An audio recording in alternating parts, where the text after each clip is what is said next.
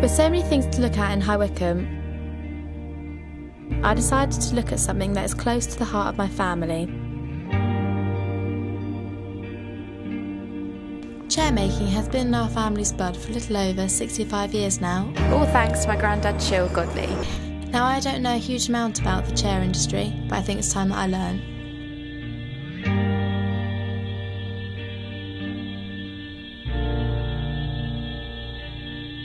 I'm Georgina Godley, and this is my home. This is High Wycombe, the chair-making capital of the world.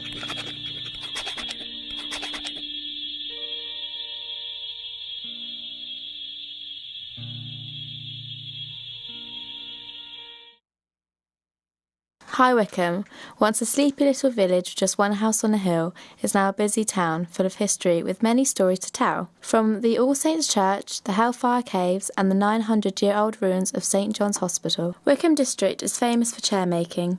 In the 19th and 20th century, there were large numbers of chair factories in the district, but Wycombe had the most. In order to find out about the chair industry, I thought it best to first visit my local chair museum. Here at the Wycombe Museum, they have more than 100 chairs made in the 19th century, so I thought I'd come here to get a bit more information on the chair industry.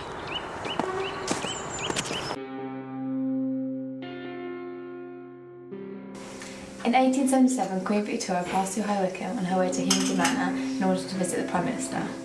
So on her passing, the council decided to build an archway made entirely of handmade chairs by the Guildhall for her to pass under.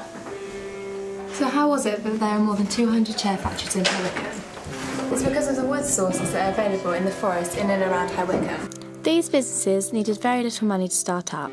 Many of them were family owned and some were a sideline for some people to their other businesses. During the Second World War, many of the factories had modernised with new machineries and electricity.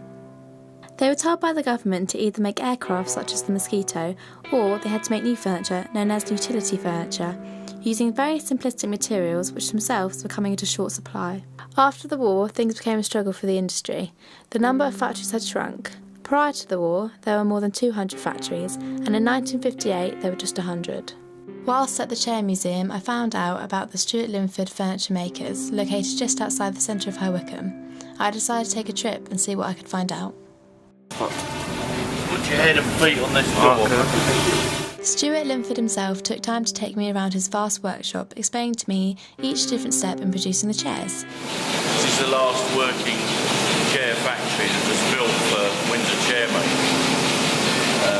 That's still being used for the purpose for which it was intended. He explained to me that his company specialises in building to spec, meaning they produce furniture according to his customers' requests. The quality of the chairs and other furniture he shows me is second to none and really inspires me to want to understand how it is that such a skilled and wonderful industry has lost its way. I think the future is about making what people want and making something special, something you can't find on the internet or in IKEA. Now it's all changed. The IT revolution has changed everything, so things could be made on the other side of the planet. Transport has completely transformed the nature of where things are made, and things are made that, especially labour-intensive things, are made where labour is cheapest, which is the Far East. After speaking to Stuart, it became clear that although the industry has shrunk incredibly, there is still an industry. Now, with a new market, they're able to continue their traditional form of furniture construction. I thought it was time that I went to speak to Grandad Chill to get an insight as to what the industry was like in its heyday. Unfortunately, on the day of filming Chill's interview, he became unwell and requested not to be filmed on camera, but we did manage to obtain an audio interview. I don't remember the actual change, to tell the truth. It was gradually that, like, where I worked and that was knocked down, and an office building comes up from London. In other words, I suppose it was at the very beginning of the computer age.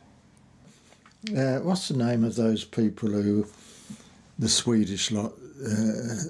IKEA. Yeah, not very good furniture. You know what I'm trying. I mean that. No. You know, it can be. Yeah, quality is what's not Yeah, quality, and MFI came in. Oh yeah. So you were getting all that pommeling in, of which a lot of their things were piece parts produced abroad. I think IKEA's done a terrific job at making things that people seem to buy. I mean, the Billy bookcase, they've sold about 42 million of them. Yeah. It's a red plastic bookcase. I mean, I couldn't give it away. I don't know anyone who would want a red plastic bookcase, but they sold 42 million. Yeah. Quite incredible. They've got whole plants building it. They've done a terrific job, but they've really got a price offering. It's purely price. After speaking to my granddad and Stuart, it was clear to me what the main cause of the industry's gradual demise was: the introduction of the internet. The internet has allowed people to source furniture from other cheaply offshore companies, a competition that High Wycombe's chair industry could not overcome. Although there are fewer furniture companies than there were 200 years ago, there are still people in High Wycombe making and designing traditional Windsor chairs. I think this is a small tribute to those who contributed to the industry all those years ago.